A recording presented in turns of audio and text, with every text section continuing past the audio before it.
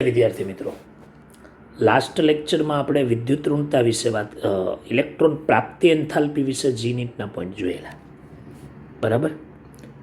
અને હવે વાત કરીએ છીએ ઇલેક્ટ્રોનેગેટિવિટી, વિદ્યુત ઋણતા, બરાબર. ચાલો, વિદ્યુત ઋણતા વિશે શું કરવાનું છે, કોને કહેવાય વિદ્યુત ઋણતા? તો તમને મેં આગળ પણ કહ્યું હતું કે સહસંયોજક બંધમાં જે ઇલેક્ટ્રોન યુગ્મ છે એ ઇલેક્ટ્રોન યુગ્મને પોતાની તરફ આકર્ષવાની કેપેસિટીને ઇલેક્ટ્રોનેગેટિવિટી કહે છે, બરાબર. હું તમને એ વ્યાખ્યા ફરીથી અહીંયા કહી રહ્યો છું, અને એ વ્યાખ્યા છે કે કોઈ પણ કોવેલેન્ટ બોન્ડ હોય, સહસંયોજક બંધ, તો એ સહસંયોજક બંધમાં રહેલા બંધકારક ઇલેક્ટ્રોન યુગ્મ, બંધકારક ઇલેક્ટ્રોન યુગ્મ અને એ ઇલેક્ટ્રોન યુગ્મને પોતાની તરફ આકર્ષવું, એટલે પોતાની તરફ આકર્ષવાની જે કેપેસિટી છે એ કેપેસિટીને ઇલેક્ટ્રોનેગેટિવિટી કહે છે, વિદ્યુત ઋણતા કહે છે. તમને એવો ક્વેશ્ચન થશે કે સર, તો પ્રાપ્તિ એન્થાલ્પી એટલે કે ઇલેક્ટ્રોન બંધુકતા અને આમાં ફરક? હા, એમાં તો ઇલેક્ટ્રોનને આકર્ષવાનો હતો ને આમાં તો આખું બંધનું ઇલેક્ટ્રોન યુગ્મ પોતાની તરફ આકર્ષવાનું છે, બરાબર. હું તમને એક સિમ્પલ લોજિકલ એક્ઝામ્પલ આપું. ધારો કે H અને Cl વચ્ચે સહસંયોજક બંધ બને છે. તમે જાણો છો કે ક્લોરીન જે છે ને, ક્લોરીન, બરાબર, એ એક ઇલેક્ટ્રોનનું શેરિંગ કરે હાઇડ્રોજન સાથે, બંને વચ્ચે એક એક ઇલેક્ટ્રોનની ભાગીદારી થાય અને આવો બંધ બને, એ તમે જાણો છો. તો શું કરે કે ક્લોરીન એ ઇલેક્ટ્રોન યુગ્મને પોતાની તરફ ખેંચે અથવા હાઇડ્રોજન પોતાની તરફ ખેંચે, બેમાંથી ગમે એક ખેંચશે, બરાબર. તો એની જે ખેંચવાની ક્ષમતા છે એ ક્ષમતાને વિદ્યુત ઋણતા તરીકે ઓળખવામાં આવે, બરાબર. એટલે આ જે વાત મેં તમને સમજાવી એ ઇલેક્ટ્રોનેગેટિવિટીની સમજાવી, વિદ્યુત ઋણતા વિશે.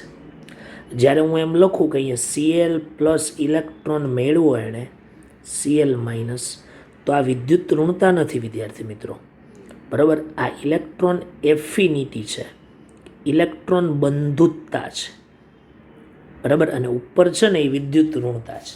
બે વસ્તુ ભેદ તમને મેં સ્પષ્ટ કરીને આપ્યો, બરાબર. ચાલો, હવે શું થાય સાંભળજો કે વિદ્યુત ઋણતા પર અસર કરતા પરિબળો, જે ઇલેક્ટ્રોનેગેટિવિટી છે એના પર જે અફેક્ટિંગ ફેક્ટર છે એ કયા કયા? વિદ્યુત ઋણતા પર અસર કરતા પરિબળો. ચાલો, કયા કયા પરિબળો છે એ આપણે જોઈએ. તો તમે જુઓ કે બંધના ઇલેક્ટ્રોન યુગ્મને તમારે પોતાની તરફ ખેંચવાનો છે, એટલે કહેવાનો મતલબ એટલો કે ઇલેક્ટ્રોન જેટલો કેન્દ્રની નજીક હશે ને વિદ્યાર્થી મિત્રો, એટલો એ સારામાં સારો શું થશે? આકર્ષાશે. ક્લિયર? તો પછી કેન્દ્રની નજીક હોય વિદ્યાર્થી મિત્રો, બરાબર, તો એનું કદ કેવું હોય? નાનું હોય. તો પહેલું ફેક્ટર શું અસર કરે કે ઇલેક્ટ્રોનેગેટિવિટી, વિદ્યુત ઋણતા ઇઝ ઇન્વર્સલી પ્રપોઝનલ ટુ પરમાણુ ત્રિજ્યા, બરાબર. ઇન્વર્સલી પ્રપોઝનલ ટુ પરમાણુ ત્રિજ્યા. જેટલી પરમાણુ ત્રિજ્યા વધુ હશે, જેટલો R વધુ હશે, એટલી ઇલેક્ટ્રોનેગેટિવિટી ઓછી હશે. જેટલું કદ મોટું એટલી ઇલેક્ટ્રોનેગેટિવિટી ઓછી. ક્લિયર? આ પહેલું રીઝન. ચાલો, બીજું પરિબળ શું? તો બીજું પરિબળ છે જેપ્સ. તો આ જેપ્સ પ્રપોઝનલ ટુ ઇલેક્ટ્રોનેગેટિવિટી. તમને બધાને ખબર છે જેટલો અસરકારક કેન્દ્રીય વીજભાર વધે એટલો બાહ્યતમ કક્ષાનો ઇલેક્ટ્રોન જે છે, ઇલેક્ટ્રોન યુગ્મ, એ કેન્દ્ર તરફ વધુ આકર્ષાય, કારણ કે શિલ્ડિંગ અસર ઘટી જાય, જેપ્સ વધે એમ, બરાબર. એટલે ઇલેક્ટ્રોનેગેટિવિટી વધે. ત્રીજું ફેક્ટર છે ને એ પણ બહુ મહત્ત્વનું છે, અને એના MCQ તો બહુ બધી વખત આવ્યા પણ છે. ત્રીજા ફેક્ટરના કયા ટાઈપના હું તમને સમજાવું, સાંભળજો.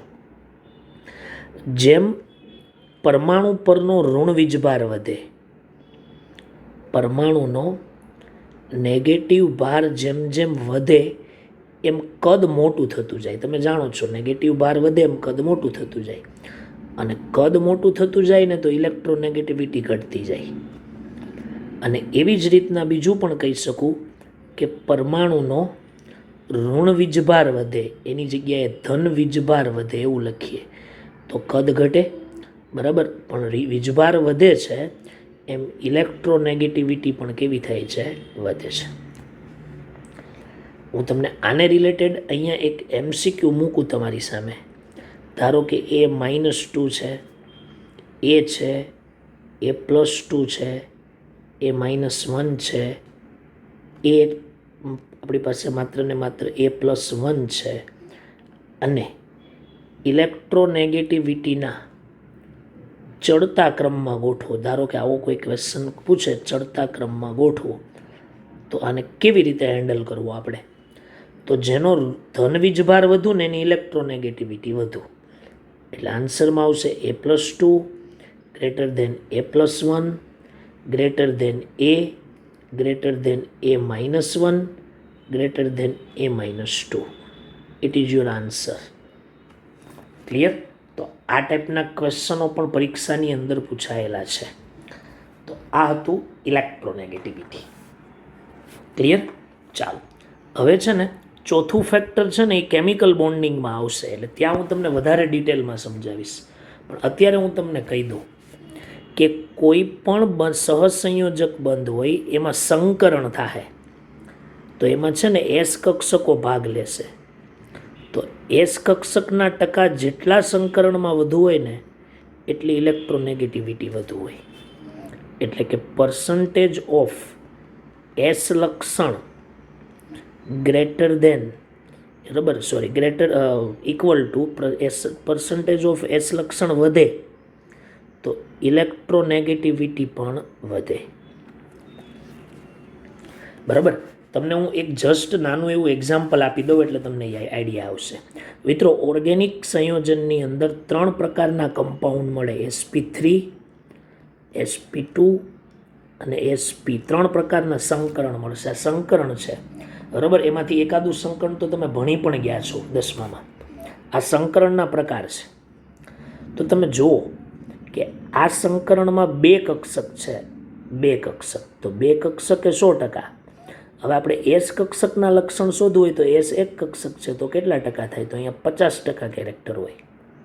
પછી અહીંયા ટોટલ 3 કક્ષક છે ત્યારે 100%. Sની એક જ કક્ષક છે તો કેટલી? 100/3 કરશો એટલે તમારો 33.33% જેવો જવાબ આવશે. બરાબર. તો એવી રીતના તમે જોઈ શકો છો કે sp3 થી sp2 થી sp તરફ જાઓ ને તો પર્સન્ટેજ ઓફ S લક્ષણ વધે છે. હવે S લક્ષણ વધે એટલે પછી ઇલેક્ટ્રોનેગેટિવિટીનો ક્રમ પર માળે લખવો હોય તો sp સંકરણની ઇલેક્ટ્રોનેગેટિવિટી સૌથી વધારે, એની પછી sp2 સંકરણવાળાની ને એની પછી sp3 સંકરણવાળાની. કારણ કે sp3માં 25% હોય S કેરેક્ટર, અહીંયા 33.33% હોય S કેરેક્ટર, અને અહીંયા 50% હોય. જેમ S લક્ષણ ઇન્ક્રીઝ થાય ને એમ ઇલેક્ટ્રોનેગેટિવિટી વધતી જાય. તો તમને એમ પૂછે કે sp, sp2 અને sp3 સંયોજનમાં કોની વિદ્યુત ઋણતા વધારે? તો sp સંયોજનની. ક્લિયર? અને એનું રીઝન પણ તમને હું કહી રાખું છું, તમને પાછું પણ સમજાવીશ ઓર્ગેનિક્સની અંદર કેમિકલ બોન્ડિંગમાં. તો S લક્ષણ માટે S કક્ષક કેન્દ્રની વધુ નજીક હોય. જેટલું S કેરેક્ટર વધારે હોય ને, જેટલું S લક્ષણ વધુ માટે S કક્ષક કેન્દ્રની વધુ નજીક હોવાથી, બરાબર, વધુ નજીક હોવાથી ઇલેક્ટ્રોન યુગ્મ જે બંધકારક ઇલેક્ટ્રોન બંધ બનાવવામાં જે ભાગ લે ઇલેક્ટ્રોન યુગ્મની આકર્ષવાની ક્ષમતા વધુ હોય છે. આકર્ષવાની જે કેપેસિટી છે એ કેપેસિટી કેવી હશે? વધારે. એટલા માટે એની ઇલેક્ટ્રોનેગેટિવિટી કેવી હશે? વધારે. હજી આની વધારે વાત આપણે કરીશું ક્યાં? કેમિકલ બોન્ડિંગમાં, રાસાયણિક બંધનમાં. બરાબર. તો એ ચર્ચા આપણે ત્યાં કરીશું. ચાલો, હવે એની પછી આપણે નેક્સ્ટ આગળ વધીએ. સાંભળજો. હવે છે આવર્ત કોષ્ટકમાં વિદ્યુત ઋણતા. ચાલો, આવર્તમાં ડાબીથી જમણી બાજુ જાઓ તો શું થાય? બરાબર, અને સમૂહમાં ઉપરથી નીચે તરફ જાઓ તો શું થાય? ચાલો આપણે એની ચર્ચા કરી લઈએ. તો વિદ્યાર્થી મિત્રો, આવર્તમાં તમે ડાબીથી જમણી બાજુ જાઓ તો તમે જાણો છો કદ ઘટે છે. કદ કેવું થાય છે? ઘટે છે. તો પછી કદ ઘટતું હોય તો ઇલેક્ટ્રોનેગેટિવિટી વધારે હોય. એટલે 18મા સમૂહને બાદ કરતા, કેમ કે 18મા સમૂહના કોઈ પણ તત્વ બંધ બનાવતા જ નથી, બરાબર, એટલે એની ઇલેક્ટ્રોનેગેટિવિટી જે છે એ 0 લેવાની, ગણવાની જ ન આવે. એની ઇલેક્ટ્રોનેગેટિવિટી 0 જ હોય. એટલે 17મા સુધી સમૂહ 17ના તત્વની ઇલેક્ટ્રોનેગેટિવિટી સૌથી વધુ છે, બરાબર. અને વિદ્યાર્થી મિત્રો, સમૂહમાં ઉપરથી નીચે તરફ જાઓ એટલે આર વધે છે. આર વધે છે એટલે ઇલેક્ટ્રોનેગેટિવિટી ઘટે છે, બરાબર. એટલે સમૂહમાં ઉપરથી નીચે તરફ જતા વિદ્યુત ઋણતા ઘટે છે અને આવર્તમાં ડાબીથી જમણી બાજુ જતા વિદ્યુત ઋણતા વધે છે 17મા સમૂહના તત્વો સુધી. અને ખાસ અહીંયા નોંધ સ્વરૂપે લખી દઉં કે સમૂહ 18ના તત્વો, સમૂહ 18ના જે તત્વો છે એ તત્વની ઇલેક્ટ્રોનેગેટિવિટી નિયર અબાઉટ 0 હોય છે, બરાબર. 0ની કેવી હોય છે? નજીકની હોય છે. ક્લિયર વિદ્યાર્થી મિત્રો? સર, વિદ્યુત ઋણતા છે ને અમુક તત્વની તમારે યાદ રાખવી પડશે, બરાબર. કેમ કે ઘણી બધી વખત વિદ્યુત ઋણતા આપણને ન યાદ ખબર હોય કોની વધારે કોની ઓછી. તો તે સમયે શું કરવું? તો જો હું એક અહીંયા લિસ્ટ બનાવી દઉં: hydrogen, lithium, beryllium, boron, carbon, nitrogen, oxygen, fluorine, અને પછી અહીંયા નિયોન ઉપર આવે, હિલિયમ નથી જરૂર એની. પછી અહીંયા બીજું ત્રીજો આવે સોડિયમ, મેગ્નેશિયમ, એલ્યુમિનિયમ, પછી સિલિકોન, પછી ફોસ્ફરસ, ઓક્સિજન, સલ્ફર અને આર્ગોન. ચાલો, આટલાની યાદ રાખવાની છે, બરાબર. આંકડા યાદ રહી જાય એવા છે. હું તમને એ કેવી રીતે યાદ રાખવા એ કહું. હાઇડ્રોજનની વિદ્યુત ઋણતા છે ને 2.1 છે, ઇલેક્ટ્રોનેગેટિવિટી 2.1 છે, બરાબર. હાઇડ્રોજનની ઇલેક્ટ્રોનેગેટિવિટી 1 પોઈન્ટ કેટલી છે? 2.1 છે. રેડી? ચાલો, પછી બીજું કે આ સમૂહ નંબર 18ના તત્વો છે. જો આ સમૂહ નંબર 18ના તત્વો છે અને સમૂહ 18ના તત્વો હોય ને તો પણ એની ઇલેક્ટ્રોનેગેટિવિટી નિયર અબાઉટ 0 લઈ લેવાની. ચાલો, આટલું થઈ ગયું. હવે શું કરવાનું? અહીંથી 1થી યાદ રાખવાની ને 0.5 પર વધારતા જાઓ. 1.5, 2, 2.5, 3, 3.5 અને 4 યાદ રહી જાય એવું છે. એ લિથિયમની એક યાદ રાખો. હવે સોડિયમની એની કરતાં ઓછી જ હોય, કેમ કે સમૂહમાં 0.9 છે. હવે શું કરો? 3 પોઈન્ટ વધારતા જાઓ એટલે 1.2, પછી 1.5, પછી 1.8, 3 વધારો 2.1, પછી અહીંયા છેલ્લે 4 વધારવાના, 2.5 અને 2 અહીંયા 3, બરાબર. તો આ વિદ્યુત ઋણતા યાદ રાખી દેશો ને તો તકલીફ શું નહીં થાય એ હું તમને કહી દઉં. તમને આમાં ક્વેશ્ચન સોલ્વ થઈ જાય. જો આટલામાંથી સૌથી વધુ વિદ્યુત ઋણતા ફ્લોરિનની છે. હું અહીંયા નીચે એવું પણ લખી દઉં છું કે સૌથી વધુ ઇલેક્ટ્રોનેગેટિવ એટમ ફ્લોરિન છે. કેવી છે? ફ્લોરિન. આ ખાસ, સોરી, અહીંયા સલ્ફર નહીં આવે, અહીંયા ક્લોરિન આવશે. મારી ભૂલ કરી મેં. અહીંયા શું આવશે? ક્લોરિન, બરાબર. સૌથી વધુ ઇલેક્ટ્રોનેગેટિવિટી તત્વવાળું જો કોઈ તત્વ હોય તો એ કયું હતું વિદ્યાર્થી મિત્રો? ફ્લોરિન. કોણ છે? ફ્લોરિન. ચાલો, રેડી? હવે હું તમને એક ઉદાહરણ આપું કે H અને Cl વચ્ચે બંધ બને છે, તો આ બંધનું બંધકારક ઇલેક્ટ્રોન યુગ્મ કોણ ખેંચી જાય?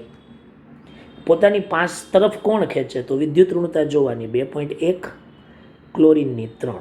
તો આની જે ઇલેક્ટ્રોનેગેટિવિટી છે એ વધુ છે, એટલે બંધકારક ઇલેક્ટ્રોન યુગ્મ ક્લોરિન બાજુ દર્શાવવાનું. જો આવી રીતે આમ. અને વિદ્યાર્થી મિત્રો, જેની બાજુ ઇલેક્ટ્રોન યુગ્મ ખેંચાતું હોય ને ત્યાં ઇલેક્ટ્રોનની ઘનતા વધારે હોય, ને ઇલેક્ટ્રોન વધારે હોય, અને ઇલેક્ટ્રોન પર ઋણ વીજભાર હોય એટલે માઇનસ ડેલ્ટા ચાર્જ. આને કહેવાય આંશિક ઋણ વીજભાર આંશિક ઋણ વીજભાર ઉદ્ભવે છે, જેની વિદ્યુત ઋણતા વધુ હોય, અને જેની વિદ્યુત ઋણતા ઓછી હોય ને એની ઉપર પ્લસ ડેલ્ટા, જેને કહેવામાં આવે છે આંશિક ધન વીજભાર. શું કહેવામાં આવે? આંશિક ધન વીજભાર. અને આવું સહસંયોજક બંધમાં જ બને, આયોનિક બંધમાં આવતું નથી. તો આવા બંધની અંદર છે ને ધ્રુવીયતા દાખલ થાય, પ્લસ માઇનસ આવે ને એટલે ધ્રુવીયતા આવે. ધ્રુવ હોય, એક ઋણ ધ્રુવ ને એક ધન ધ્રુવ, તો એને ધ્રુવીય સહસંયોજક બંધ કહેવાય. કેવો બંધ કહેવાય? ધ્રુવીય સહસંયોજક બંધ તરીકે ઓળખવામાં આવે છે. તો આ યાદ રાખવું જરૂરી છે, કેમ કે ઘણી બધી વખત પરીક્ષામાં ઇલેક્ટ્રોનેગેટિવિટી નથી આપેલી હોતી, તો ત્યારે બચ્ચાઓ છે ને, વિદ્યાર્થીઓ ભૂલ કરે છે. બરાબર, એટલે આને મોઢે કરી દેવાની ખાસ. હાઇડ્રોજનની તો યાદ રહેવી જ જોઈએ. ચાલો, રેડી? ઓકે. તો આ વિદ્યુત ઋણતાના એક્સ્ટ્રા પોઈન્ટ છે. બરાબર, ચાલો હવે છે ને વિદ્યુત ઋણતા નક્કી કરવા માટે મેં તમને કીધેલું કેટલા બધા માપક્રમ આવ્યા છે.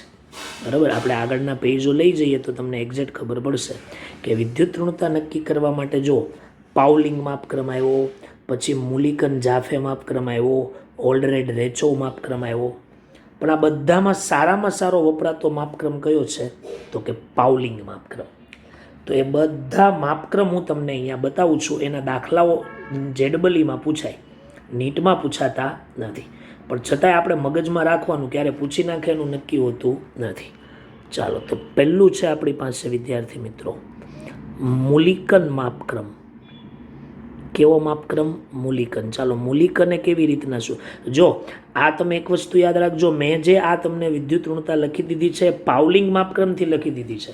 તમારે પાઉલિંગને જ માન્ય ગણવાનો છે, બાકી બીજા બધાને માન્ય ગણવાના નથી. પણ આ તો હું તમને ખાલી બતાવી રાખું છું. ચાલો, મુલિકન માપક્રમમાં એણે શું કીધેલું કે ઇલેક્ટ્રોનેગેટિવિટી તમારે કોઈ તત્વની શોધવી હોય તો એ જ તત્વની તમારે આયોનાઇઝેશન એનર્જીનું મૂલ્ય માલુમ કરી લેવાનું, એ જ તત્વની ઇલેક્ટ્રોન એફિનિટીનું મૂલ્ય માપી લેવાનું, ભાગ્યા 2 કરી દેવાના. સાંભળજો, આઈ એટલે આયનીકરણ એન્થાલ્પી, ઈ એટલે ઇલેક્ટ્રોન બંધુતતા. બરાબર, એને ભાગ્યા કેટલા લઈ લેવાના? 2. હવે એમાં એક વસ્તુ કહું કે એનું મૂલ્ય જે છે એ જે નેગેટિવ મૂલ્ય આવતું હોય તો એ મૂલ્ય પોઝિટિવ જ લેવું.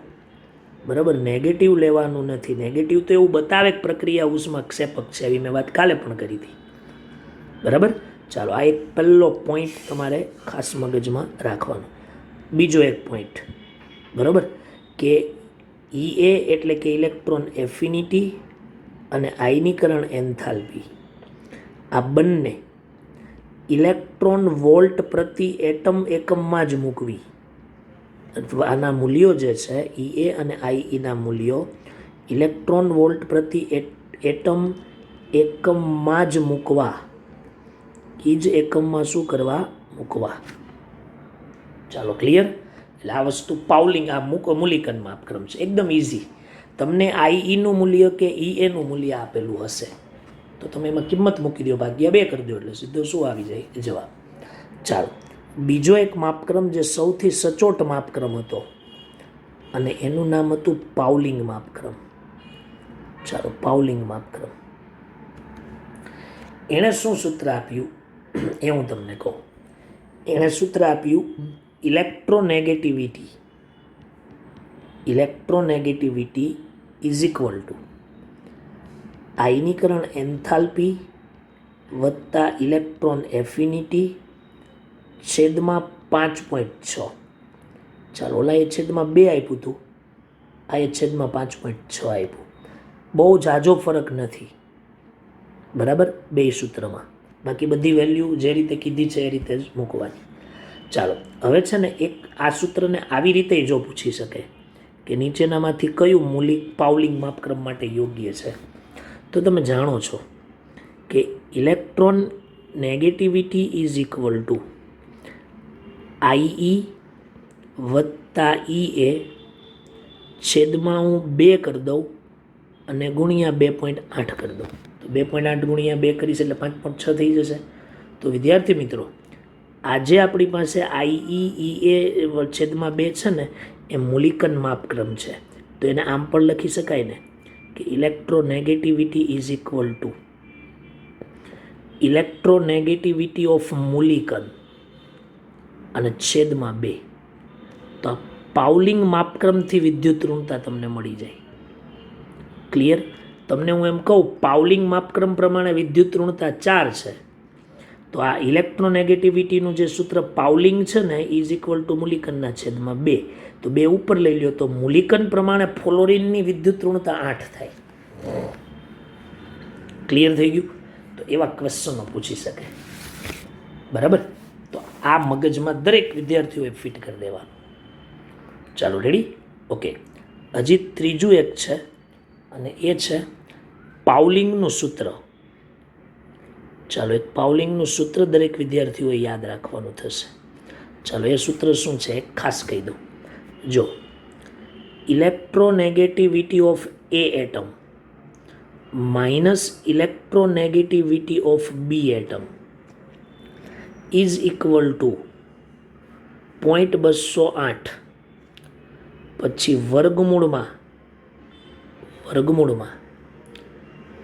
EAB, આ બધું શું છે હમણાં સમજાવું, માઇનસ પાછું under root EAA into EBB, EAA into EBB. ચાલો હવે આ સૂત્ર શું છે, દાખલો કેવી રીતે એટેન્ડ કરવો એ પણ મેં તમને કરાવું છું. સાંભળો દરેક વિદ્યાર્થી મિત્રો.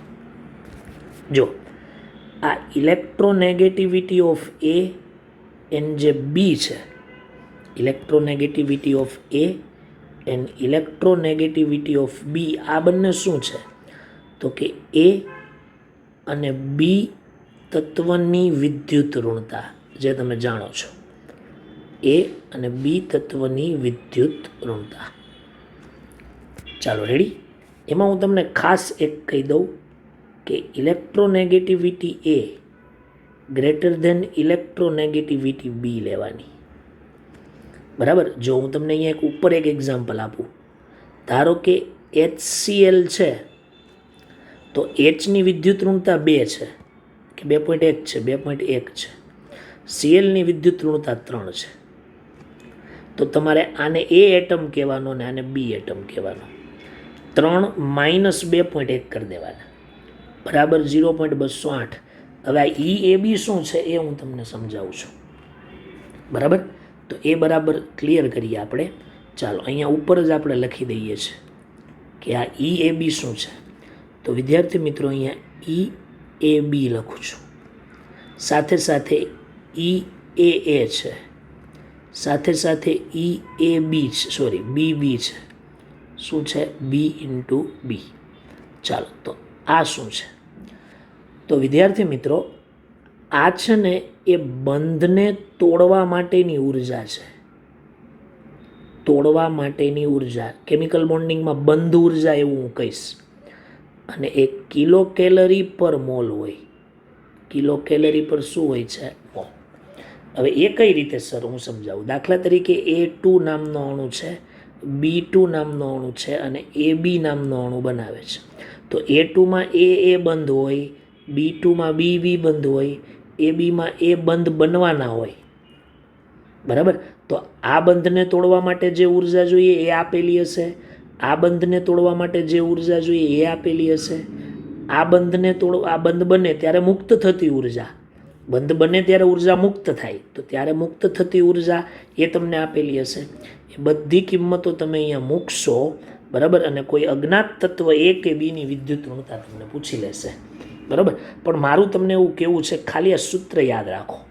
આ બંધને તોડવાની ઉર્જા એ બધું તમારે થર્મોડાયનેમિક્સમાં પણ આવશે. ક્લિયર? તો 2 માપક્રમ છે, મૂલિકન અને પાઉલિંગ માપક્રમ. બરાબર? તો આ મેં તમને શું સમજાવ્યું વિદ્યાર્થી મિત્રો? તો કે વિદ્યુત ઋણતા માપવાની પદ્ધતિઓ, વિદ્યુત ઋણતા નક્કી કરવાની પદ્ધતિઓ. ક્લિયર? ચાલો હવે ખાસ ધ્યાન રાખજો. નીટે ગયા વખતે પ્રશ્નો પૂછ્યા, JEE પણ પ્રશ્ન પૂછ્યા. બરાબર? એ છે વિદ્યુત ઋણતાની ઉપયોગિતા. બરાબર સમજો. બરાબર?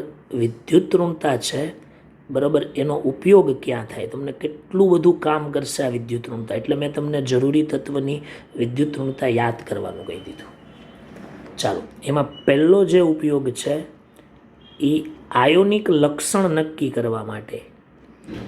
પહેલો જે ઉપયોગ છે એ કોઈ પણ બંધ છે, બરાબર, એ બંધ આયોનિક બંધ સહસંયોજક બંધ હોય તો એ 100% સહસંયોજક ન હોય, અને કોઈ બંધ આયોનિક હોય તો એ 100% આયોનિક ન હોય. તો એમાં કેટલા ટકા આયોનિક કેરેક્ટર છે અંદર એ તમને હું શોધતા શીખવાડું છું. સહસંયોજક બંધમાં આયોનિક લક્ષણ, બરાબર, આયોનિક બંધમાં તો આયોનિક લક્ષણ વધારે જ હોય, સહસંયોજક બંધમાં સહસંયોજક લક્ષણ વધારે હોય. એટલે હું આયોનિક લક્ષણ ચેક કરું છું સહસંયોજક બંધમાં, બરાબર. તો એમાં હું તમને ખાસ વસ્તુ કહી દઉં છું, સાંભળજો, કે બે તત્વ જે હોય એની ઇલેક્ટ્રોનેગેટિવિટીનો તમારે તફાવત લઈ લેવાનો. એ જેટલો વધુ હશે ને એટલું આયનીય લક્ષણ વધુ હશે. ચાલો, 4 તત્વ આપ્યા હોય સંયોજન, અને પછી કીધું હોય તો આ રૂલ્સથી શોધાય. હું પાછું એવો લખું કે જ્યાં delta EN is equal two વિદ્યુત ઋણતાનો તફાવત, વિદ્યુત ઋણતા જે છે એ વિદ્યુત ઋણતાનો શું છે? તફાવત.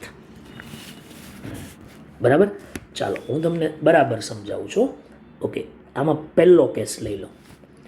જો તમે બંને તત્વની વિદ્યુત ઋણતાની બાદબાકી કરો અને જવાબ 1.7 કરતાં ઓછો આવે તો તમારે સમજી લેવાનું કે એમાં સહસંયોજક લક્ષણ વધુ છે. સહસંયોજક લક્ષણ વધુ હોય તો આયોનિક લક્ષણ ઓછું હોય તો એ કમ્પાઉન્ડને સહસંયોજક કહી દેવાનો. એ કમ્પાઉન્ડને કેવો કહી દેવાનો? સહસંયોજક. 40% આયોનિક હોય ને 60% સહસંયોજક હોય તો એ કમ્પાઉન્ડનું બિહેવિયર સહસંયોજક જેવું જ કહેવાય, કેમ કે પર્સન્ટેજ વધારે છે. તો 1.7 કરતાં જો ઓછો તફાવત આવે તો સહસંયોજક હોય. ચાલો, બી, જો ઇલેક્ટ્રોનેગેટિવિટી 1.7 કરતાં ઓછી હોય, વધારે હોય તફાવત, તો એમાં આયોનિક કેરેક્ટર વધુ હોય, 50%થી વધારે જ હોય, એટલે એને આયનીય લક્ષણ કહેવાય. એટલે એ સંયોજનને આયનીય સંયોજન તરીકે ઓળખવામાં આવે. બરાબર. જેમાં 1.7 કરતાં ઓછો તફાવત હોય તો એને સહસંયોજક સંયોજનો કહેવામાં આવે. બરાબર. એમાં સહસંયોજક કેરેક્ટર કેવું હોય? વધારે. બરાબર. આ પહેલી રીત છે. જો આ પહેલી આવી રીતે શોધી શકાય. હું તમને એક ઉદાહરણ આપું.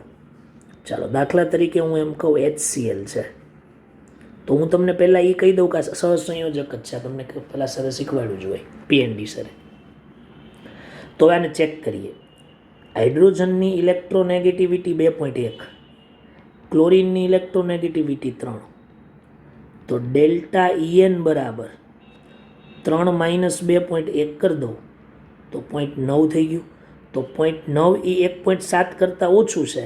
દેટ મીન્સ આ જે કમ્પાઉન્ડ છે એમાં સહસંયોજક લક્ષણ 50% કરતાં ઓછું, આયોનિક લક્ષણ 50% કરતાં ઓછું. એટલે આ કમ્પાઉન્ડને કોઈને પૂછવાનું નહીં, સહસંયોજક સંયોજનો કહી દેવાનું. ક્લિયર? હું તમને હજી એક ઉદાહરણ આપું. દાખલા તરીકે મીઠું NaCl. આ કમ્પાઉન્ડ આયોનિક છે એ તમે જાણો છો. એકે ઇલેક્ટ્રોન ગુમાવ્યો હોય ને એકે ઇલેક્ટ્રોન મેળવ્યો હોય. ચાલો, સોડિયમની ઇલેક્ટ્રોનેગેટિવિટી છે 0.9, ક્લોરિનની ઇલેક્ટ્રોનેગેટિવિટી છે 3. ચાલો, તો ડેલ્ટા EN લઈ લઈએ આપણે. તો 3માંથી 0.9 બાદ કરીએ તો 2.1 આવે, જે 1.7 કરતાં વધુ છે. દેટ મીન્સ NaCl છે ને એ આયોનિક કમ્પાઉન્ડ છે. કેવું કમ્પાઉન્ડ છે? Ionic compound. ક્લિયર? આ રીતે ખબર પડી જાય તમને કે જેમાં આયોનિક લક્ષણ વધુ હોય ને, 50%થી વધુ લક્ષણ હોય એ પ્રોપર્ટી શો કરે. 50%થી વધારે લક્ષણ જો આયોનિક હોય તો એને આપણે આયોનિક સંયોજન કહી દઈએ. બરાબર. અને 50%થી વધારે લક્ષણ સહસંયોજક હોય તો એને સહસંયોજક સંયોજનો કહી દઈએ. બરાબર. અને ત્રીજો કેસ કે delta EN is equal two 1.7 હોય તો એને એકે કેટેગરીમાં ન મુકાય. એ 50% આયનીય હોય અને 50% કોવેલેન્ટ હોય, એટલે કે સહસંયોજક હોય છે. એ કોઈ કેટેગરીમાં ન મૂકી શકાય પછી. બરાબર. ક્લિયર થઈ ગયું? ઓકે. તો આ રીતનું એક છે. આ મેં તમને શું શીખવાડ્યું છે વિદ્યાર્થી મિત્રો? ખાલી ધારણા કરતાં કોઈ કમ્પાઉન્ડ તમને આપે, દાખલા તરીકે MgCl2 આપી દે અને એમ પૂછે કે આયોનિક કેરેક્ટર છે કે સહસંયોજક, એટલે સમય જતાં જ તમને ખબર પડી જાય આયોનિક છે, બીજા સમૂહની ધાતુ છે, ઇલેક્ટ્રોન બોન્ડિંગમાં આવશે. તો આ 1.2 છે ને આ 3 છે, 3માંથી 1.2 બાદ કરો, 3માંથી 1.2 બાદ કરો તો 10માંથી 2 જાય તો 8 આવશે, અને અહીંયા 2માંથી 1 જાય તો 1.8 આવ્યો. તો જવાબ 1.7 કરતાં વધારે આવ્યો, એટલે કમ્પાઉન્ડ આયોનિક કહી દો. તમને દાખલા તરીકે પાણીનો અણુ પૂછ્યો છે તો તમારે H અને O જોવાનું, તો Hની વિદ્યુત ઋણતા 2.1 છે અને Oની 3.5 છે. તો 3.5માંથી 2.1 બાદ કરો તો 5માંથી 1 જાય તો 4, 3માંથી 2 જાય તો 1, એટલે 1.4. 1.7 કરતાં ઓછો છે એટલે કે પાણી સહસંયોજક સંયોજન છે. એકદમ ઇઝી વાત છે, ક્લિયર ખબર પડી જશે તમને. પણ તમારે એક્ઝેક્ટ ટકાવારી જો એની જોતી હોય, એક્ઝેક્ટ ટકાવારી જોતી હોય તમારે, બરાબર, તો પછી એ એક્ઝેક્ટ ટકાવારી શોધવા માટે એની અને સ્મિથનું સૂત્ર આવે છે. એની અને સ્મિથનું સૂત્ર આવે છે. તો એ સૂત્ર તમારે જો આ યાદ રાખવાનું છે. આ પહેલું આયોનિક લક્ષણ તમને મેં શું કહેવાય છે કેવી રીતે ડિફાઇન કરવું એ શીખવાડ્યું. હવે હું તમને એક કેરેક્ટર શોધતા શીખવાડું. તો અહીંયા લખું છું એની અને સ્મિથનું સૂત્ર. એની અને સ્મિથનું સૂત્ર કામ લાગશે. JEE-વાળા વિદ્યાર્થીઓ બહુ પૂછાય છે.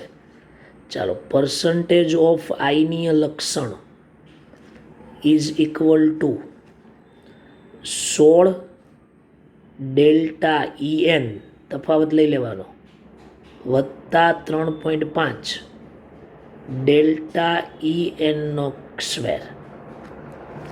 ચાલો, આ રીતે લેવાનું. ક્લિયર? સમજ પડી ગઈ?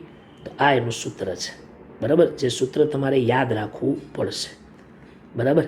ચાલો, હવે આમાં આપણે ધારો કે હું તમને એક ઉદાહરણ આપું. ઉદાહરણમાં એવું કહું છું કે ઇલેક્ટ્રોનેગેટિવિટી ઓફ A એટમની 2 છે, ઇલેક્ટ્રોનેગેટિવિટી B એટમની 1 છે. તો પર્સન્ટેજ ઓફ આયનીય કેરેક્ટર કેટલું? ચાલો, આવો દાખલો તમને કોઈ પૂછી નાખે તો કેવી રીતે સોલ્વ કરવો? ઉપરનું સૂત્ર આપણે મૂકવાનું. તો કેવી રીતે લખાશે? પર્સન્ટેજ ઓફ આયનીય કેરેક્ટર ઇઝ ઇક્વલ ટુ 16 ગુણ્યા ડેલ્ટા EN, એટલે આ બેની બાદબાકી કરવી પડે. ડેલ્ટા EN એટલે 2 - 1, મોટામાંથી નાનું, એટલે 16 ગુણ્યા ડેલ્ટા EN એટલે 16 ગુણ્યા 1 વત્તા 3.5 ગુણ્યા 1 નો વર્ગ, એટલે 16 વત્તા 3.5 આવશે. તો 16 ને 3 19.5. આયોનિક કેરેક્ટર 19.5% છે, બરાબર. આયોનિક કેરેક્ટર 19 કેટલા ટકા છે? 5% છે. ચલો, આ રીતે નક્કી થાય, બરાબર. હવે હું એક બીજી વાત કરું, બરાબર સમજવાનો પ્રયત્ન કરજો, નકર અટવાઈ જશો. જો એની અને સ્મિથના સૂત્રથી તમારે લક્ષણ નક્કી કરવું હોય, અંદાજિત ધારણા કરવી હોય, તો આવી રીતે થાય.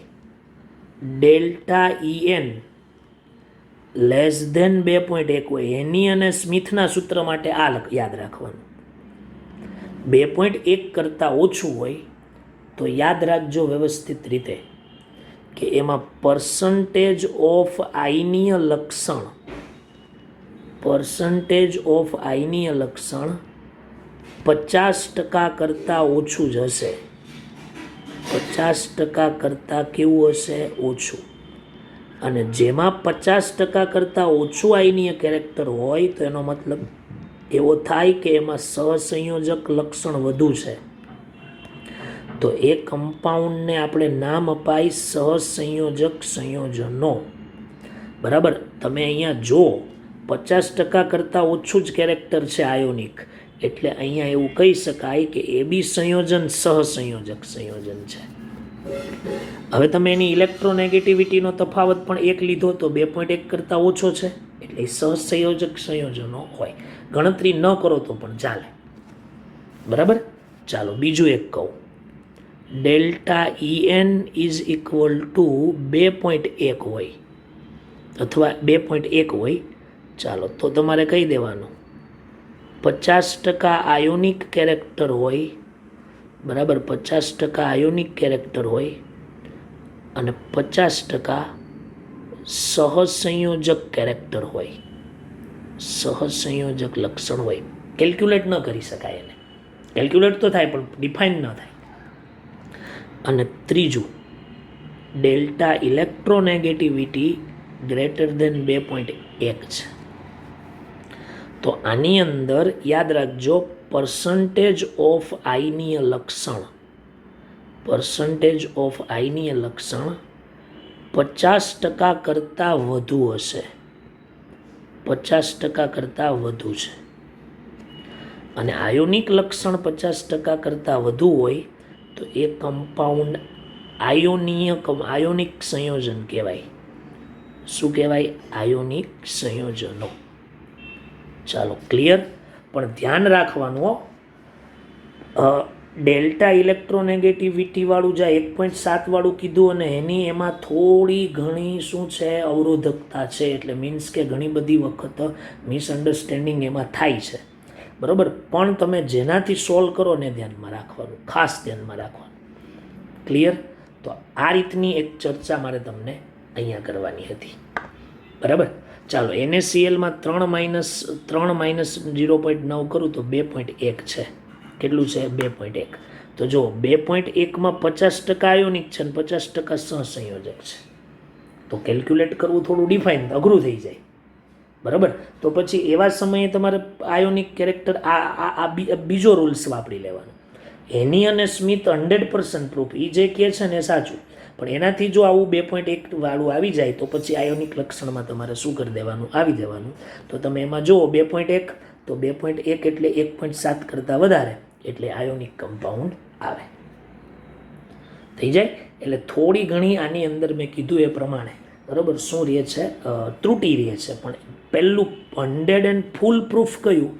બરાબર, તો કે એની અને સ્મિથનું સૂત્ર. આ તમારે કેમિકલ બોન્ડિંગનો ટોપિક છે.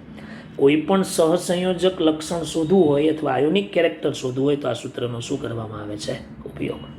ચાલો, પહેલી ઉપયોગિતા, આયોનિક લક્ષણ કોઈ પણ કમ્પાઉન્ડમાં શોધવું હોય તો શોધી શકાય. ચાલો, રેડી? ઓકે.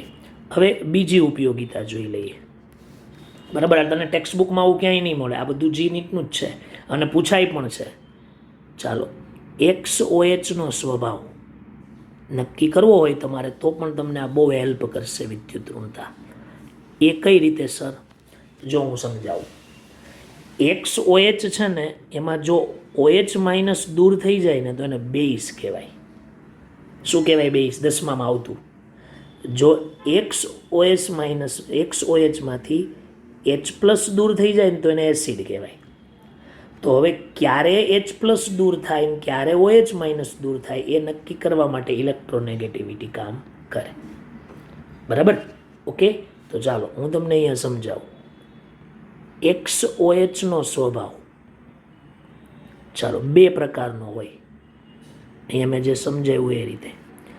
જો એસિડિક હોય, ચાલો ગુજરાતીમાં લખીએ અહીંયા કે જો એ એસિડિક હોય તો XO- અને H+ છૂટો કરે, H+ રિલીઝ કરે. અને જો એ વિદ્યાર્થી મિત્રો બેઝિક હશે, એટલે કે આલ્કલાઇન હશે, બેઝિકને આલ્કલાઇન પણ કહેવાય, આલ્કાઇન તો નહીં કહેવાય, આલ્કલાઇન તરીકે પણ ઓળખવામાં આવે. તો વિદ્યાર્થી મિત્રો એ શું કરશે? X+ ને OH- રિલીઝ કરશે. જે OH- રિલીઝ કરે એ બેઝ કહેવાય, જે H+ રિલીઝ કરે એને એસિડ કહેવાય. તો ખબર કેમ પડે? ચાલો, તો એમાં હું લઈ લઉં છું કેસ ફર્સ્ટ. ચાલો, કેસ ફર્સ્ટ, પહેલો કેસ, બરાબર. સાંભળજો. જો X તત્વની ઇલેક્ટ્રોનેગેટિવિટી, X એટલે કોઈ પણ તત્વ હશે ત્યાં ની ઇલેક્ટ્રોનેગેટિવિટી Hની ઇલેક્ટ્રોનેગેટિવિટી કરતાં વધુ હોય, Hની 2.1 હોય તો આપણે જાણીએ છીએ એની કરતાં વધુ હોય, તો એવા સમયે શું થાય? આ દાખલા તરીકે XOH છે, બરાબર. ચાલો, આની ઇલેક્ટ્રોનેગેટિવિટી Xની કમ્પેરમાં ઓછી છે, આની ઇલેક્ટ્રોનેગેટિવિટી એક્સની કમ્પેરમાં કેવી છે? ઓછી છે. એક્સની ઇલેક્ટ્રોનેગેટિવિટી વધુ છે. એક્સની ઇલેક્ટ્રોનેગેટિવિટી વિદ્યાર્થી મિત્રો કેવી છે? વધારે છે. તો જેની વિદ્યુત ઋણતા વધુ હોય, બરાબર, એ શું કરે? ઓલા ઇલેક્ટ્રોન યુગ્મને પોતાની તરફ આકર્ષે. સમજો, તો આ એક્સ છે ને એ ઓક્સિજનના ઇલેક્ટ્રોન યુગ્મને પોતાની તરફ આકર્ષે. તો ઓક્સિજન છે ને એ હાઇડ્રોજનના ઇલેક્ટ્રોન યુગ્મને પોતાની તરફ આકર્ષે. તો એનો મતલબ એવો થઈ ગયો કે OHમાંથી જે ઇલેક્ટ્રોન હતા બંધના એ ઓક્સિજન બાજુ જતા રહ્યા. તો એવા સમયે H+ દૂર થઈ જાય. તો XO- અને H+. ચાલો, તો H+ દૂર થાય તો એનો મતલબ એવો કે એ OH વાળો જે કમ્પાઉન્ડ છે એનો નેચર એસિડિક હોય. તમારે યાદ નહીં રાખવું પડે, ઓલું જો યાદ હશે તો. ક્લિયર? હું તમને એમ કહું HOCl, ચાલો HOX, X = Cl. જો તમને H2SO4 આપ્યું હોય ને, H2SO4, તો આ તો ખબર જ હોય એસિડ હોય, પણ આ HOCl એસિડ છે કે બે, જે તમને ખબર ન હોય. તો હવે આને કેવી રીતે સોલ્વ કરશું સર? તો જો આને આ રીતે સોલ્વ કરાય. HOCl આપણે કાંઈ બંધની જરૂર નથી, HO અને અહીંયા Cl. ચાલો, Hની વિદ્યુત ઋણતા 2.1 છે, Clની વિદ્યુત ઋણતા 3 છે. તો તમે જુઓ, હાઇડ્રોજનની વિદ્યુત ઋણતા કરતાં ક્લોરિનની વિદ્યુત ઋણતા કેવી છે? વધારે. બરાબર, એટલે સ્વાભાવિક રીતે અહીંથી તૂટી જાય. અહીંથી તૂટી જાય એટલે શું આપશે? H+ અને OCl-, ClO- પણ લખાય. તો H+ આપે તો એ સ્વભાવે કેવું હોય વિદ્યાર્થી મિત્રો? એસિડિક હોય. ડાયરેક્ટ ખબર પડી જાય. આનું નામ છે હાઇપોક્લોરસ એસિડ. હાઇપોક્લોરસ એસિડ. હાઇપોક્લોરસ એસિડ થઈ ગયું. જો હું તમને એક ઉદાહરણ આપું. ઉદાહરણ પૂછાઈ ગયેલું ઉદાહરણ છે. જો આવું છે, એવું પૂછ્યું છે HOCl, HOBr અને HOI ને એસિડિક પ્રબળતાના ક્રમમાં ગોઠવો. એસિડિક પ્રબળતા. તો હવે H તો બધા 2.1 છે. ચાલો, ક્લોરિન કેટલું છે? ક્લોરિનની ઇલેક્ટ્રોનેગેટિવિટી 3. પછી બ્રોમિનની નથી ખબર, આયોડિનની પણ નથી ખબર, પણ આપણને એ તો ખબર છે ને કે ઉપરથી નીચે તરફ જાઓ એટલે ઇલેક્ટ્રોનેગેટિવિટી ઘટે છે, 3 કરતાં ઓછી જ રહેવાની. તો પછી ઇલેક્ટ્રોનેગેટિવિટી જો 3 કરતાં તમે ઓછી કરતા જાઓ તો સ્વાભાવિક રીતે એસિડિક લક્ષણ ઘટતું જાય. બરાબર, કેમ કે 3 કરતાં ઓછું કરો, ધારો કે 2.9 કરો, પછી 2.4 કરો, જે પણ કરો, એસિડિક પ્રોપર્ટી રહેશે, પણ કેવી થતી જાય? ઓછી થતી જાય. કેમ કે તફાવત કેવો થવાનો છે? ઘટવાનો છે. બરાબર, તો એનો મતલબ એવો થઈ ગયો કે ઉપરથી નીચે તરફ જતા એસિડિકતા ઘટે. આ પૂછાયેલો પ્રશ્ન છે JEE એડવાન્સમાં. બરાબર, JEE એડવાન્સમાં આ ટાઈપના ક્વેશ્ચનો પૂછાયેલા છે. ક્લિયર થઈ ગયું? 3 કરતાં ઘટવાની જ છે. વિદ્યુત ઋણતા ઘટશો એટલે 2.1 અને 3 વચ્ચેનો ડિફરન્સ ઘટી જશે. ડિફરન્સ ઘટશે ને એટલે એસિડિક નેચર પણ કેવું થશે? ઘટશે. આ કેસ ફર્સ્ટ. ચાલો, હવે લઈએ છે કેસ સેકન્ડ. બરાબર, ચાલો કેસ સેકન્ડ. તો એમાં ઊંધું કરી નાખવાનું છે. તમે બધાને ખ્યાલ જ આવી જશે કેસ સેકન્ડમાં શું હશે. શું હશે કેસ સેકન્ડમાં? કે જો કોઈ એક્સની ઇલેક્ટ્રોનેગેટિવિટી, એક્સ તત્વની ઇલેક્ટ્રોનેગેટિવિટી હાઇડ્રોજનની ઇલેક્ટ્રોનેગેટિવિટી કરતાં ઓછી હોય, બરાબર, તો પછી એવા સમયે બેઝિક સ્વભાવ ધરાવે. જે તે કમ્પાઉન્ડ હશે એની પાસે કેવું નેચર હોય? બેઝિક. કેવી રીતે? આ એક્સ, આ O અને ધારો કે આ H છે. તો આ એક્સ નામના તત્વની ઇલેક્ટ્રોનેગેટિવિટી હાઇડ્રોજનની કમ્પેરમાં ઓછી છે. હાઇડ્રોજનની કમ્પેરમાં ઇલેક્ટ્રોનેગેટિવિટી કેવી છે? ઓછી. એટલે એનો મતલબ શું થઈ ગયો? કે હાઇડ્રોજન છે ને, બરાબર, એ ઇલેક્ટ્રોન યુગ્મને પોતાની તરફ ખેંચે. એટલે એનો મતલબ એવો કે અહીંથી બંધ તૂટી જાય. બરાબર, ચાલો, ત્યાંથી બંધ તૂટે એટલે શું મળે આપણને? X+ અને OH-. તો OH- મુક્ત કરે એટલે કયો સ્વભાવ ધરાવે? બેઝિક. હું તમને એક સીધું અને સાદું એક્ઝામ્પલ આપું NaOH. ચાલો, આપણને ખબર જ છે આ બેઝિક છે, પણ એ કેવી રીતના બેઝિક ડિફાઇન થયું? આ રીતે. સોડિયમની ઇલેક્ટ્રોનેગેટિવિટી 0.9 છે, હાઇડ્રોજનની ઇલેક્ટ્રોનેગેટિવિટી 2.1 છે. ધેટ મીન્સ Hની ઇલેક્ટ્રોનેગેટિવિટી વધારે છે, એટલે આ બંધ અહીંથી બ્રેક થઈ જાય. એટલે જવાબમાં શું આવે? Na પ્લસ અને OH માઇનસ શો કર્યો, એટલે NaOH કેવો સ્વભાવ ધરાવે વિદ્યાર્થી મિત્રો? બેઝિક. એકદમ સિમ્પલ અને સાદો રૂલ્સ બતાવ્યો. હવે તમને આવો જ ક્વેશ્ચન ધારો કે હું લિથિયમ OH પૂછું, પછી અહીંયા પૂછું સોડિયમ OH, પછી અહીંયા પૂછું પોટેશિયમ OH KOH, પછી રૂબિડિયમ OH અને સીઝિયમ OH, તો તમને એક્ઝેક્ટલી ખબર પડી જવી જોઈએ કે એસિડિકતા વધે કે ઘટે. જો એલાયની વિદ્યુત ઋણતા કરતાં સોડિયમની ઓછી, બરાબર, સમૂહના તત્વો છે એટલે ઇલેક્ટ્રોનેગેટિવિટી કેવી થાય? ઘટે. હવે સમજો, ઇલેક્ટ્રોનેગેટિવિટી H અને X વચ્ચે એટલે કે ઘટતી જતી હોય એટલે ડિફરન્સ ઓછો થતો જાય, એટલે બેઝિકતા જે છે એ ઘટતી જાય, પણ એસિડિકતા કેવી થતી જાય? એ વધે. બરાબર, સોરી, ઓકે, એક મિનિટ, મિસ્ટેક થઈ ગઈ. બેઝિકતા કેવી થાય? એ વધે. ચાલો વિચારજો, હજી ફરીથી એક વખત સમજાવો. બરાબર, વિદ્યુત ઋણતા કેવી થતી જાય છે? ઉપરથી નીચે તરફ જાવ તત્વની, તો ઘટે. વિદ્યુત ઋણતા જો અહીંયા ઘટતી હોય, બરાબર, વિદ્યુત ઋણતાનો ડિફરન્સ ઓછો થતો જાય, તો મેં કીધું એસિડિકતા ઘટે. વિદ્યુત ઋણતાનો ડિફરન્સ જેટલો ઓછો થતો જાય તો એસિડિકતા ઘટે, તો બેઝિકતા કેવી થાય? વધે. બરાબર, ઓકે. તો જનરલી રીતે હું તમને એટલી વસ્તુ કહેવા માંગુ છું, જનરલી રીતે, કે આવર્તમાં ડાબીથી જમણી બાજુ જાઓ ને, આવર્તમાં ડાબીથી જમણી બાજુ, તો હાઇડ્રોક્સાઇડ હોય ને એની એસિડિકતા જનરલી